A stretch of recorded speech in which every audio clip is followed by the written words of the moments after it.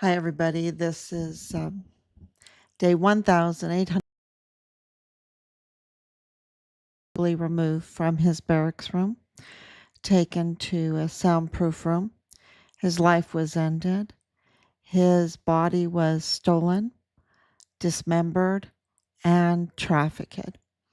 Um, so we've been getting answers for 5 years, day in and day out, not just whenever we have a chance. No, this has been day in and day out, hours and hours and hours. I have to calculate how many hours that we have dedicated to this investigation to get answers for our son. We don't count them, right? We don't count them because this is our duty to our son, to our family, to our country, because this is absolutely a national security threat. It's a threat to President Trump. President Trump's life is threatened every day, and it's by the same group, that was so brutal to our son for reporting, being a whistleblower on the criminal trafficking of the border, which corroborated the need for a secure border, which favored President Trump. And they didn't like that. They didn't like that. And he was a Trump supporter. I can tell you that right now. He was a Mark Dice supporter. If you don't know who Mark Dice is, Richard was a Mark Dice supporter. And of course, that's a MAGA. That's a MAGA. And so these were absolutely anti-MAGA in a very, very brutal and dangerous way. And these were, with uniforms, with badges. And this is why President Trump talks about the enemy within. Because there is absolutely an enemy within. And that's why you see his actions right now that really expose the enemy within. So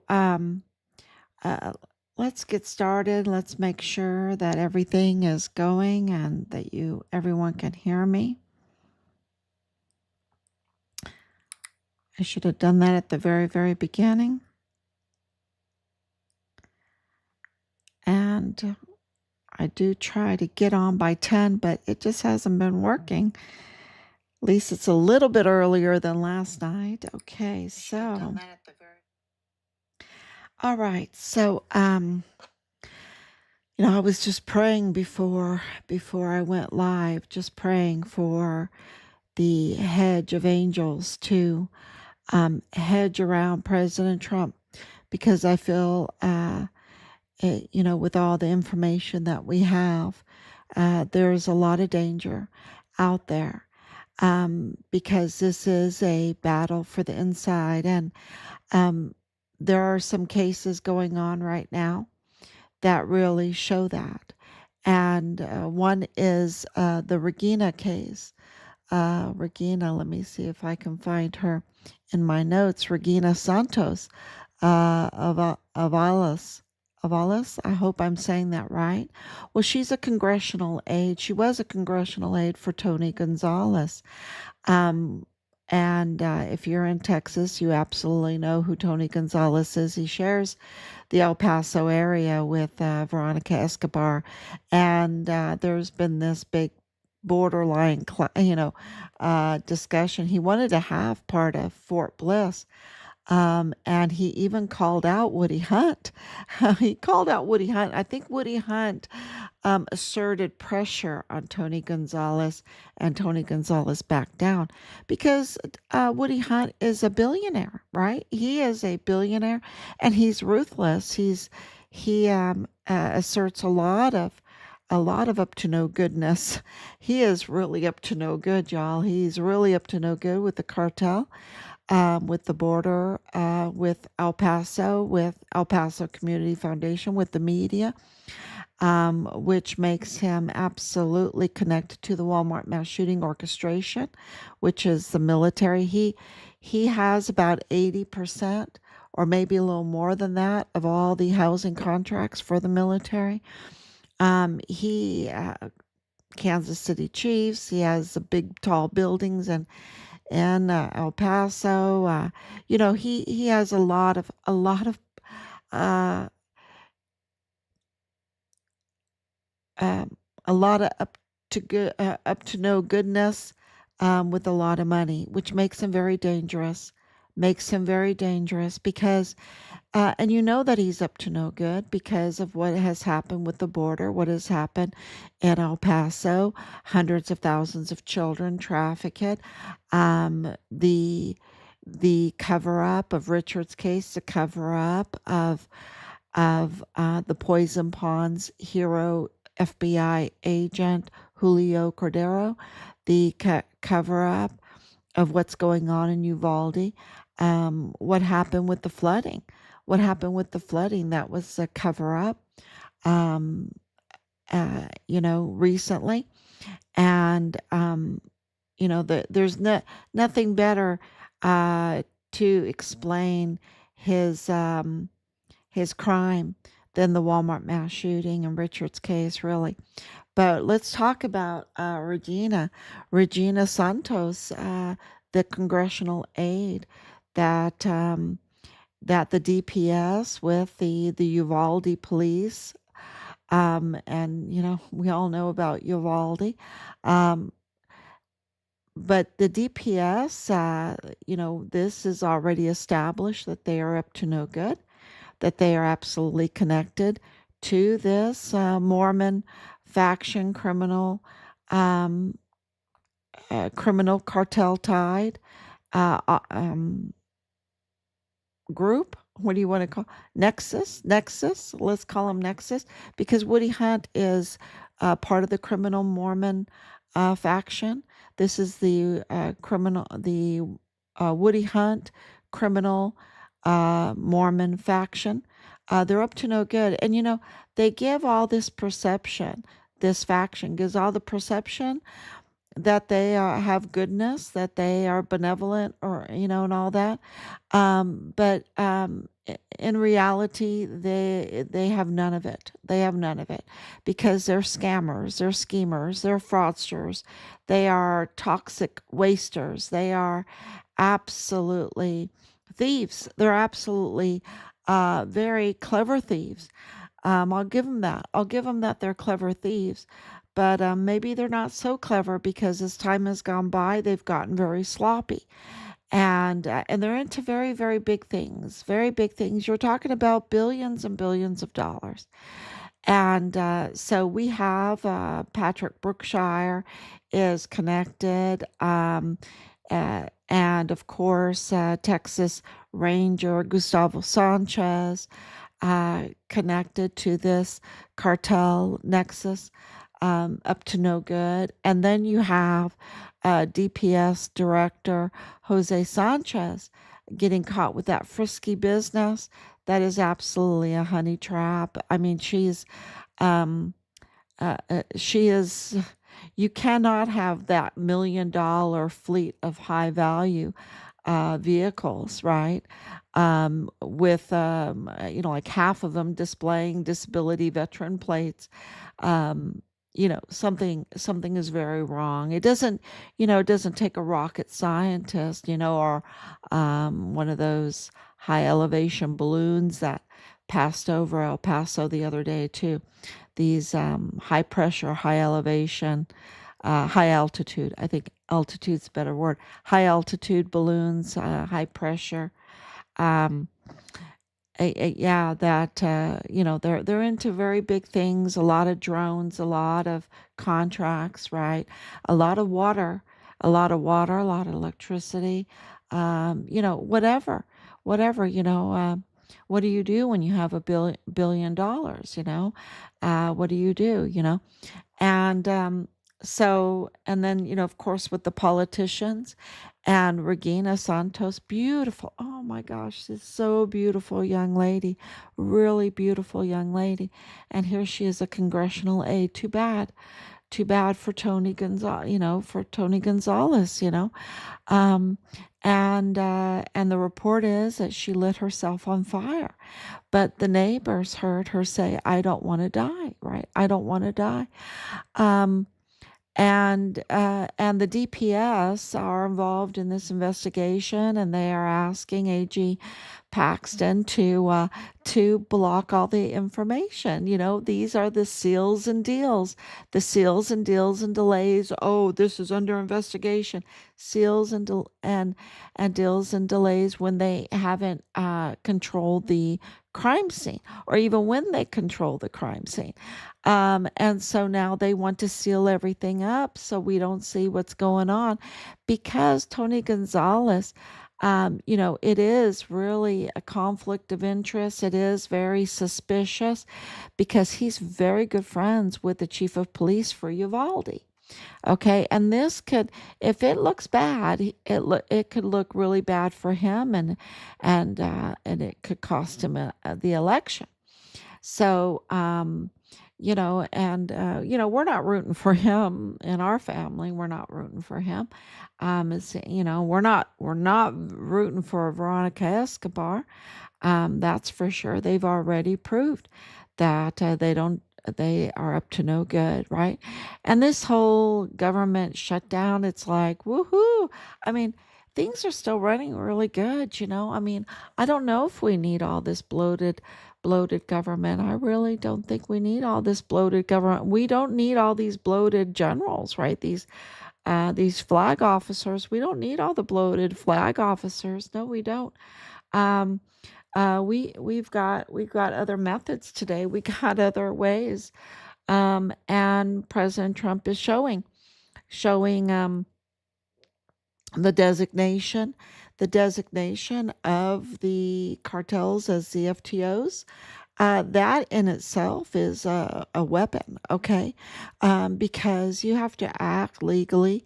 And of course, we have these drone bombers and stuff that blow these boats out of the water, that want to bring poison and toxin into our country. And,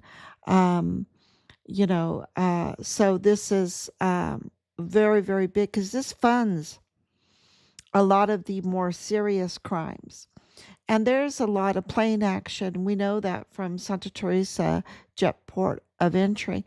We know that there is a lot of planes that are up to no good, right? And we know that El Paso and Fort Bliss is really the gateway into the United States. It is the front door into the United States. It is really the major hub, and we know that because of Richard's whistleblowing reports. We know that from all the other cases and everything. And so, for DPS, that is known. Look, in our son's case, they are acting like the maggot. That's what you say in Ireland, acting like the maggot, right? Um, they're just in cover up mode, right? They're in cover up mode and up to no good. Um, and of course, they're tied to the cartel. They're tied to this Mormon faction cartel. Okay. So, and that is documented, y'all. That is documented. That is already filed numerous times, absolutely numerous times. And what people really need to know is that these are dangerous people. Patrick Brookshire is dangerous. He's volatile. Um, so he has some mean streaks. He has some really, really mean streaks. And no love for the country. Okay, no love for the country. His dedication, his loyalty is somewhere else. And Gustavo Sanchez, absolutely. Uh, these are dangerous people that let um let the cartel and join the cartel operate freely in the United States. And then take positions and then not report it, right? Take positions and traffic, and they cover for the criminals. They're covering for the traffickers. And so the DPS is absolutely, we have filed and we documented, we identified, we documented, and we filed all of this. And so this is nothing that is like a shock to the system or DPS. They absolutely know this. And I think that Ken Paxton absolutely knows this. He absolutely knows that maybe DPS needs to be totally closed down, defunded. Maybe that's I don't know if it can be this. There's something different between federal and then the Texas, right? But maybe Texas might want to think about defunding and closing down DPS. Brookshire gets like $90,000 a year. And he is up to no good, y'all, and he's a danger. He is absolutely a criminal. He's a criminal, and he's getting that kind of pay from taxpayers. I think the spigot needs to be turned off. I really do, for safety reasons. For safety reasons, and look at Regina Santos, that they're trying to cover it up. They're trying to hide the evidence. And they say it's under investigation. Well, then look at Charlie Kirk's. Charlie Kirk's. The crime scene wasn't even secured at all. It was shut down. The crime scene was never investigated. It was shut down. It was so tampered with, it was shut down. What does this tell you? They've already paved over it. They paved over it 2 days later. Wasn't it 2 days later? I mean, they've already paved over the crime scene. Thank you, Anicia, for coming on. Thank you so much. And Laura, thank you for coming on. They will kill even more. Less witnesses for them. Yeah, but don't give them so much power, okay? Because I'm telling you, they're just... they're really crumbling. They're fraying. It's kind of like they're pot metal, and no glue can kind of stick them together. They're losing their cohesion. They're losing, it's all falling apart around them. So don't give them, and of course they're going to lash out. And look at what happened with Charlie Kirk. And I want to explain a lot of things about Charlie Kirk's case, because there is so much speculation out there. There are so many theories out there, and rightfully so, because the investigation is not being handled properly. And is that the federal FBI's fault? I think you can give them some fault, absolutely. But what's going on here? We already know that the enemy within is in the DPS. We already know that the enemy within is in the FBI. Connell Witten is an enemy within. George Toros is an enemy within in the FBI. We know that Jesus Eddie Nieto is an enemy within in the FBI. We know that his wife, Cynthia Hernandez Nieto, however you want to say it, she's in intelligence on Fort Bliss. She's an enemy within. We know that the CID with Tavita Nusa and Marlon Soto and so many others are the enemy within. They were absolutely, even though Tavita Nusa is now separated and he lost his badge or terminated his badge. His badge was terminated in 2021, but we know that they were the enemy within. We know that James Hart in the VA was the enemy within. We know that Dallas Hart was the enemy within. Jonathan Embrese, the enemy within. We know that Michael Mayella in the federal courthouse was the enemy within. We know that Michael Mayella Jr. in the DA's office was the enemy within, and Bill Hicks is the enemy within, and Montoya, Beno Montoya, cute pictures. He has some cute pictures. James Beno Montoya, that is the enemy within. We know that uh, uh, Luis Diaz, or what is his name? The cartel guy with Willie Moya, that's in the DA's office working for Bill Hicks, is the enemy within. We know that Bob Moore in the media is the enemy within. And we know that Woody Hunt is the billionaire funder, El Paso Community Foundation, the enemy within. We know that the Twiggs family, enemy within. Where is he? He's missing. He's missing. And so there's a lot of enemies within.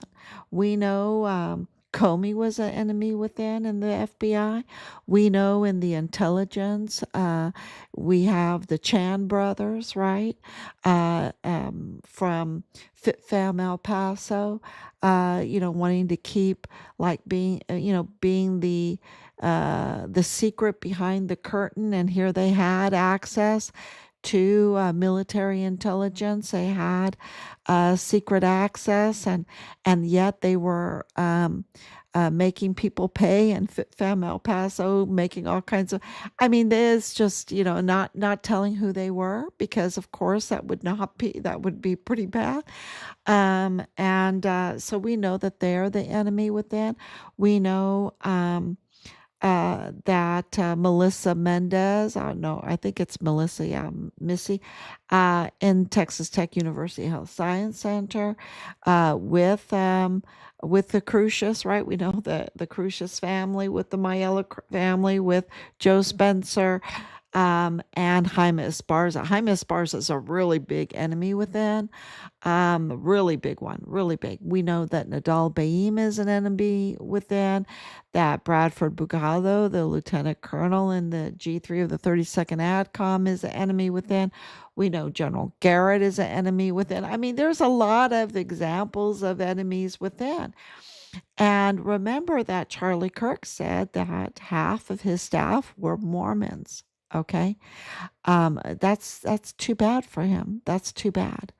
And this is not, um, uh, I want to make it very clear that the reason why I'm saying this is because there is a Mormon faction that are very criminal, that are really up to no good, that they are absolutely behind so much of this criminal trafficking at the border.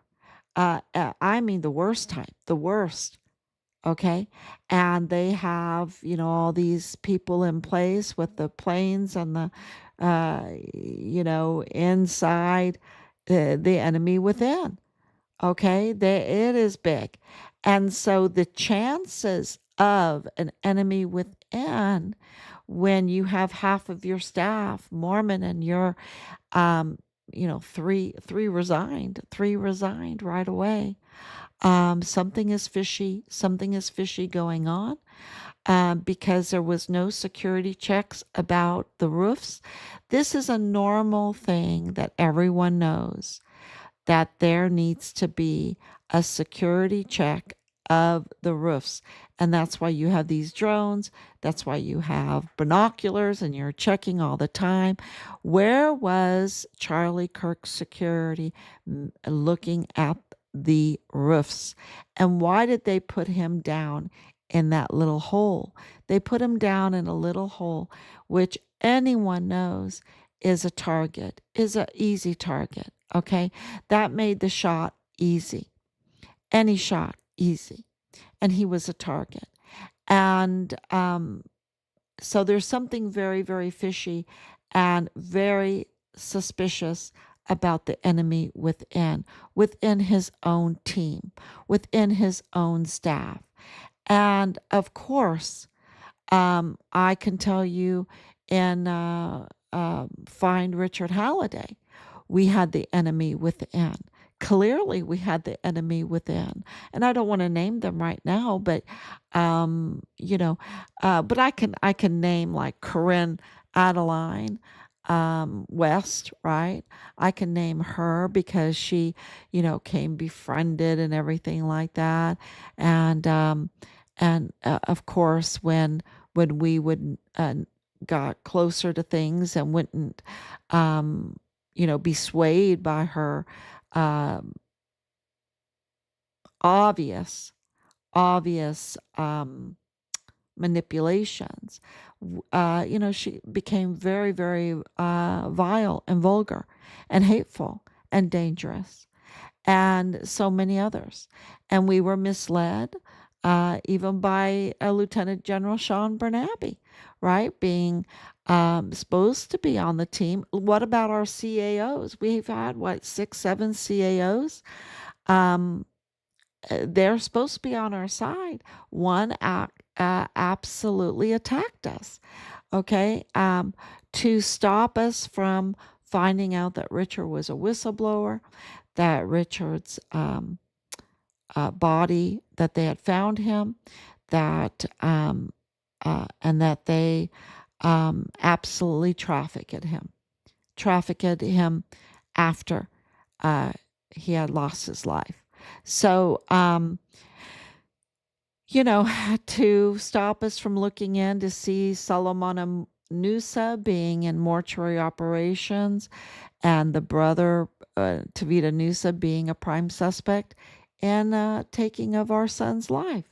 So, this is not, for us, it is not hard to understand that Charlie Kirk had operatives embedded within that he didn't know.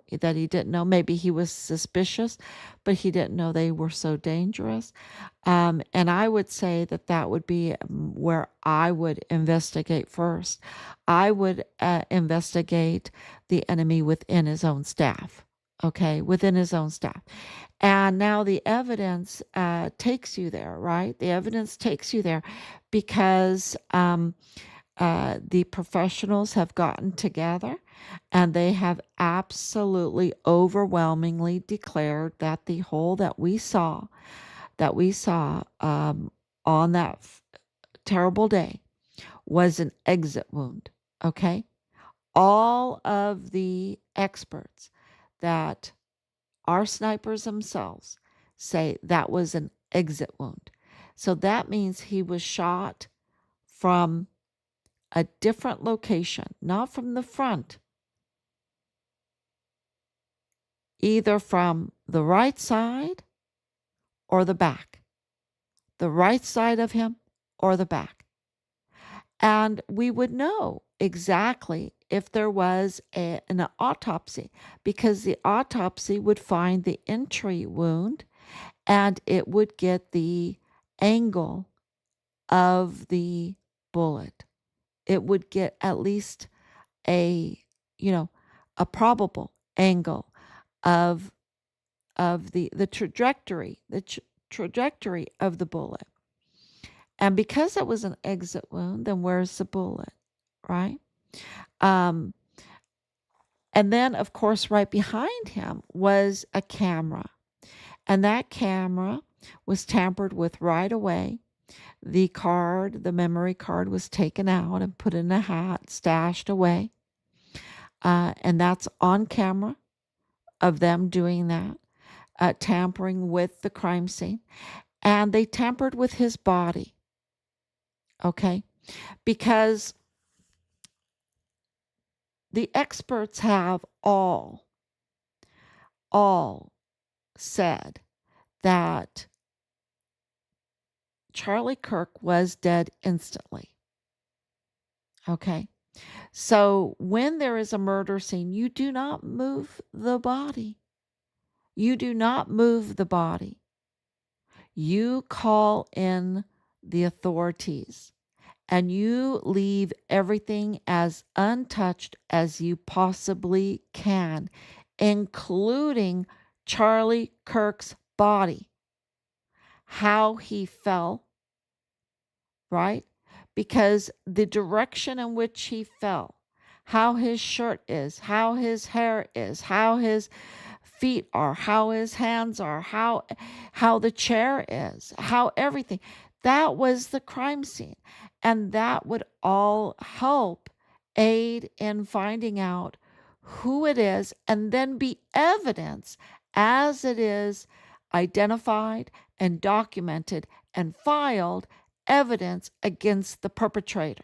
And yet, and these are, this is not just some fan club, okay? This is, Charlie Kirk had raised hundreds of millions of dollars, y'all.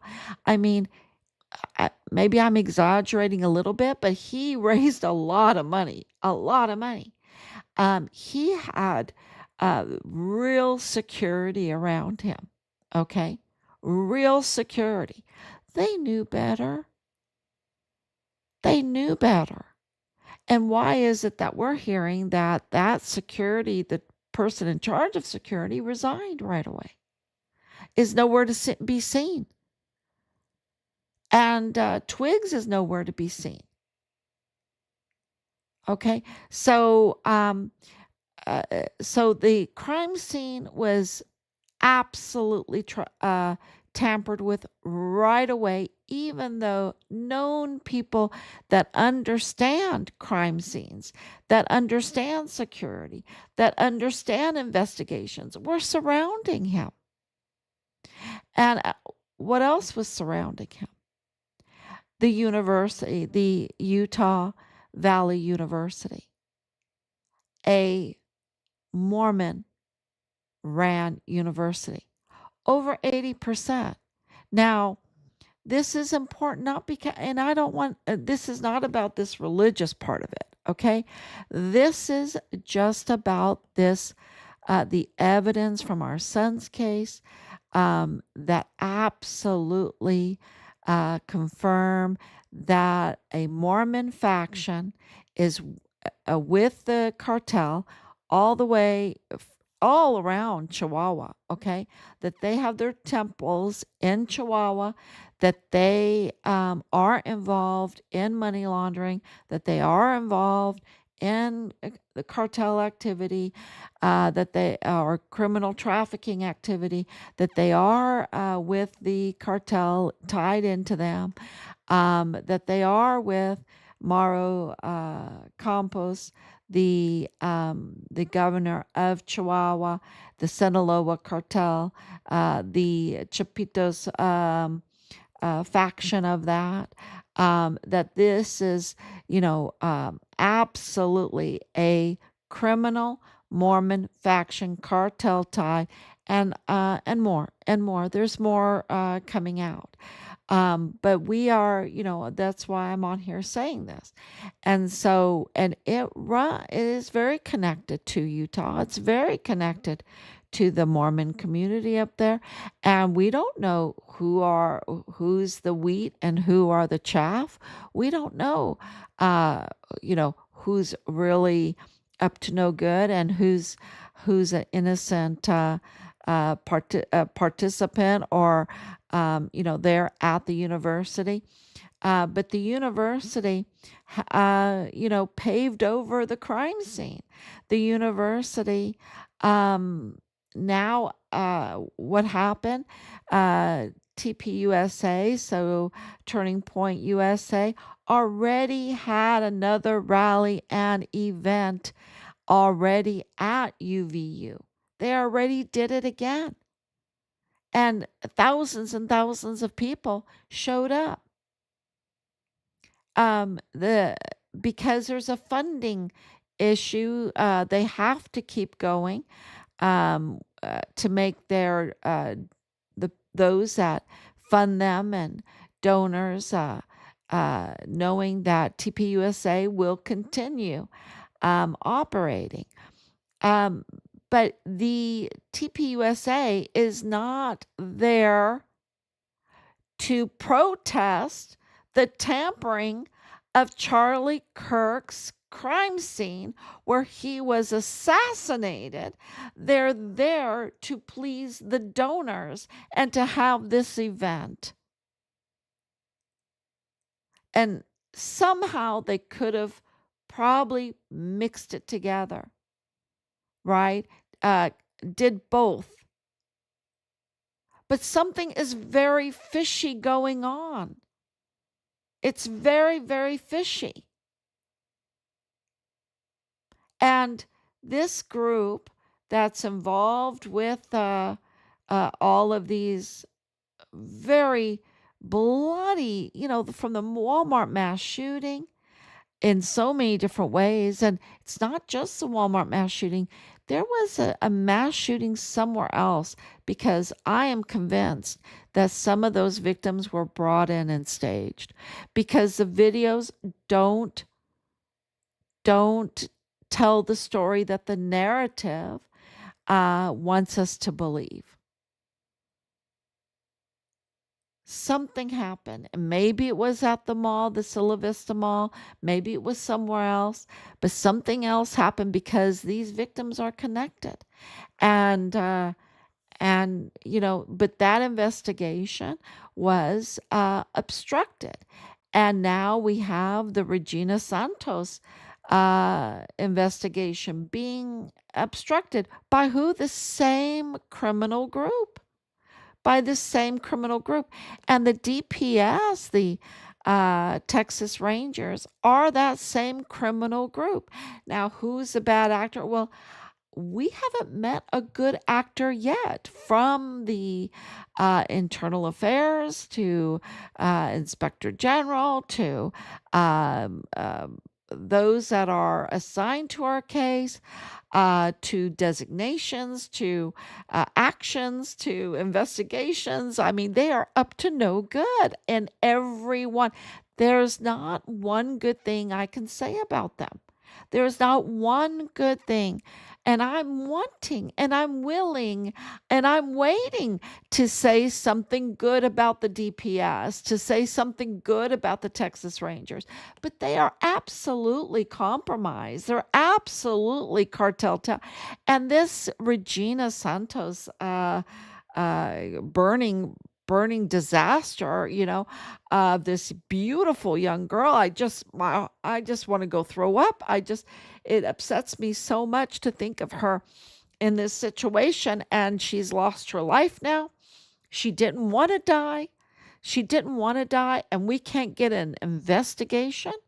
And Charlie Kirk, we can't get an investigation in on him, who was a unifier, because he was a Christian. And there's only one that's a unifier, and that's Jesus Christ. Jesus is the only unifier, and not Jesus Christ, the man, but Jesus Christ, God. Okay, that's why the Trinity is so important, because Jesus Christ is God in the flesh. He came and manifested himself in flesh, and that's the huge unifier, you see. And so because of that, everything that Charlie Kirk did would snowball into a unifying effect. And it did. He was unifying people. I mean, it's so forgiving from us when we try to always hit the right mark, and of course we miss it occasionally, and we're not right in what we do occasionally, but we're always trying to hit the right mark, right? We're trying to be gracious, we're trying to be lawful, we're trying to be, you know, um, and God is so gracious to us, because so much blessing comes out of just the trying, right? just the trying day in and day out. So much blessing is coming from that. So, and all that blessing is a huge unifying effect, huge one. And I think this is why what's happening right now with the Democrats just focusing just on the illegal immigrants. They have forgotten about their own constituents that are here legally and that work in the factories that are the blue collar workers. They've forgotten about their base, and so they're divisive, and that's their problem. That is their absolute problem. And if they're paying attention to them, they're paying attention to the very extreme parts of them, you know but their main base they have just taken advantage of, and they're just so divisive. But that wasn't Charlie Kirk. Charlie Kirk was unifying, and that's why they hated him, because that means he created a very strong voter base, right? And we are a government of the people, by the people, and for the people. And where there is fair elections, that becomes very, very powerful. And that's why he was such a threat, because when you have that kind of power in the voter base and you want criminal activity, and his voter base wants law and order, then they become a threat, because then they can, I guess, grow up and put you in jail, right? So uh, this whole cover up of Regina Santos, and then the cover up of Charlie Kirk, and the cover up of our son's case, and the cover up of the Walmart mass shooting case, they are all the same. This is the same faction, right? This is the same that are infiltrated within our government system. This is the enemy within. This is the enemy within. And I think that's very, very clear. We will get justice for all the humans. Absolutely. That's what's happening right now. Because this is being exposed, we never even believe that. And we have a very personal connection to all of this too, which when I write the book, I'll put in there. It will blow you away. It will absolutely blow you away. And we never ever thought that, uh, because when I was younger, I loved Donny Osmond, right? I loved Donny Osmond. I never ever thought that this a Mormon faction can get this evil, and it is so bad, y'all. It is so bad. I mean, we have the trafficking of babies that have been stolen out of the womb, and organs stolen out of a person's body. Um, uh, we have the selling by the parents of their own children because of the desperation of the situation that they're in. While Mauro Campos can go to her parties, right? And I think that's where Scheinbaum and I think the people got it and posted it up recently when Scheinbaum was there. And Scheinbaum, was like, well, she doesn't have the power anymore. Scheinbaum took the power away from the governor of Chihuahua, which is a really huge deal. And I think that's because of what President Trump is doing. He and I'll go to that because I think it's very important for people to know that he's declared an armed conflict, kinetic war on the cartels. Okay. And this is very interesting to us because he designated in February. Well, I know January, he designated. But let me read you the list of designated cartels. as FTOs. Trendiaragua, okay, so that's the Venezuelan one. And they were really in Denver. And this is what's interesting about the um, Mendez, right? Mendez that just got arrested the other day. No, arrested in January of 2020, but got 20 years in prison by Judge Briones. Um, he's part of that El Paso, Denver pipeline. Okay, so this is all connected, y'all. This is all connected. So this trend, you know, this designation um, absolutely is connected to El Paso, to our son's case, to everything that's happening, even to Charlie Kirk. And I think that's why this assassination of Charlie Kirk, I think really turbo forced President Trump to go after these cartel groups, okay, to send a message. And I think that the calling of the flag officers, over 800 flag officers, all in one place, was also to give them a message that kinetic war has started, that mutineers would not be tolerated. Okay, that mutineers, because those are monsters. Those flag officers are monsters. They really are. I'm not saying 100% of them, but, they were approved by the Senate. Any Senate that gives Sean Bernabe a third star after the way he handled Fort Bliss and Fort Hood, they're a little loco. They're absolutely a little loco. Okay, they're up to no good. They're absolutely up to no good. So, who else did they give stars to? Well, they gave stars to Donna Martin. They gave star to David Stewart. They protected Clem Coward. They protected General Garrett.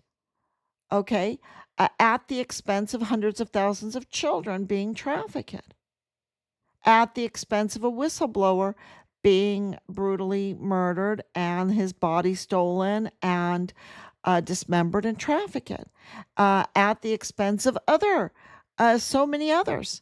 Okay, it's not isolated. At the risk of national security, at the risk of violating our Constitution, not at the risk of violating the Constitution. These flag officers are absolutely, how we got this, they are the enemy within. And that's why I got very emotional last night, because it's the truth. And I wish it wasn't, but it is. So the next one is the MS-13, the Mara Salvatrucha. It's a gang with roots. They're known as MS-13. They're from Los Angeles, through Central America. They're pretty bad. They're pretty brutal, and of course, the Sinaloa cartel.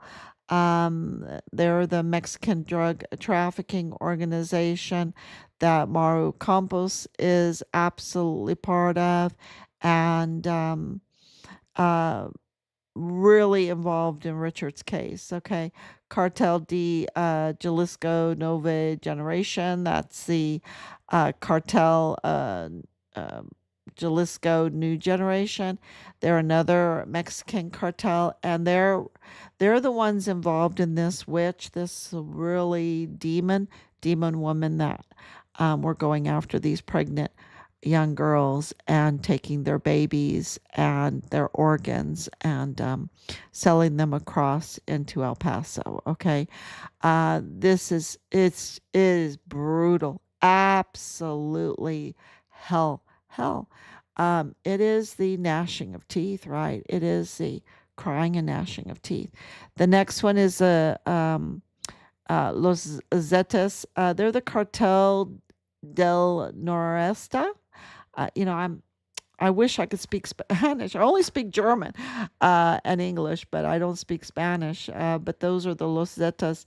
They're the faction of the Zetas cartel, and the new family.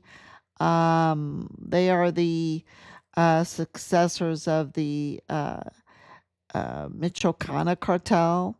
I don't know them too well. And then the Gulf cartel, we know about them. That's a lot in Mexico City, Um, but now the Gulf is called Gulf of America. Uh, that's very important to all of this. Okay. Um, so, and then the coalition of the Mexican cartels, the cartels Unidos. So that is really the list that we have of the cartels that are FTOs, and that really what President Trump has declared um, conflict with, really non international armed conflict. Um, so yeah, that's where you see the boats being blown out of the water and everything. And I'm sure that there are special operations going on. Um, and I think that meeting with all of the flag officers um, uh, was just, yeah, make sure that they know that um, a mutiny has no place in this. Okay. Mutiny has no place in this because they're up to no good. So that is, I think, all the news I have for you right now. Every day is so much news that we're trying to keep up with. And uh, we just appreciate you coming on. We love you and we're very grateful. Make sure Candace Owens' podcast is investigating a lot right now as well. Yes, and Candace Owens points to more of the Israel, and I don't know anything about that. I really don't. Um, I've been trying to listen to her point of view. And she might have, of course, she has resources, and she has connections. Um, so I don't know, but I can tell you from our connections, our resources, um, the connections that we have, and it doesn't point to um, the Mossad, okay? It doesn't point to that. It points to the cartels. And it seems that the president also points to the cartels. And honestly, if it pointed to someplace else, I would tell you. Um, there's a lot of defenders right now of this Mormon faction. I'm sorry, I can't. For years, I've been talking about this for years, that there is this common denominator, common denominator, common denominator. And now we have the evidence that Woody Hunt is criminal. He's absolutely criminal, and he's a billionaire. And he's behind this criminal Mormon faction up to no good, uh, to where he um, he targets people.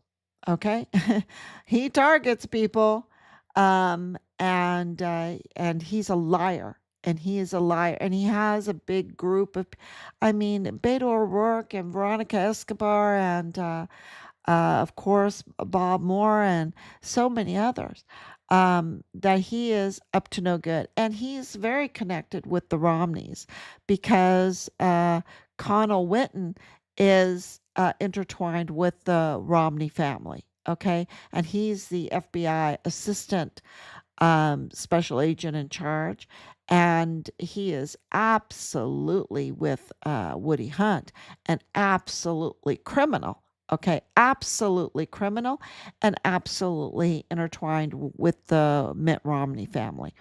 That uh, has a history, a very uh, a long history there at Colonial Juarez, where their temple is in Chihuahua, Mexico.